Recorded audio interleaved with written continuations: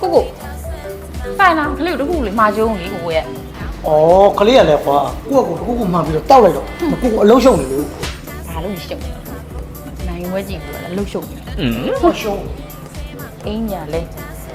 ဝစ်လာတာဒီဇိုင်းမလားလဲခတ်မမိုင်နဲ့ငါနဲ့တွေ့ပြီးဘယ်တော့မှတော့တွေ့ဘူးမလားပြီ Who are you? သပင်ကြီးကလည်းကြည့်လိုက်အောင်ရွှိုင်းတယ်ကောက်ကွေးပြီးဘယ်တော့မှနဲ့တော့တွေ့ဘူးမလားပြီဟုတ်တယ်နိုင်ဝဲလေ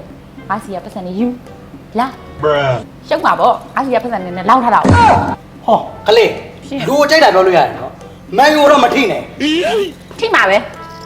ကိုကိုဟုတ်တယ်လေလွန်လဲလွန်တယ်ကလေးဆိုဘာမှဘူးပြောပိုင်မှုတော့မရှိဘူး ။တော့ကွာအောင်တော့တယ်။ကိုကိုစားပြီးတော့ကိုကိုရှင်းပြီးလိုက်ခဲ့လိုက်တော့ နေအောင်လို့ကိုကို ။နေဦး စိတ်ဆိုးတဲ့ပုံစံလေးကလေချစ်စရာလေး ။အော်ဒီတနာယူမှလည်းလို့ ကိုကိုလို့ ။နေဦး ထားခဲ့ပြန်ပြီဟောဘယ်လိုပဲဖြစ်ဖြစ်ချစ်တယ်သူစိတ်ဆိုးတာလေးကိုငါချစ်တာရှင်းတတ်တယ်လိုက်ခဲ့ပဲမှာတော့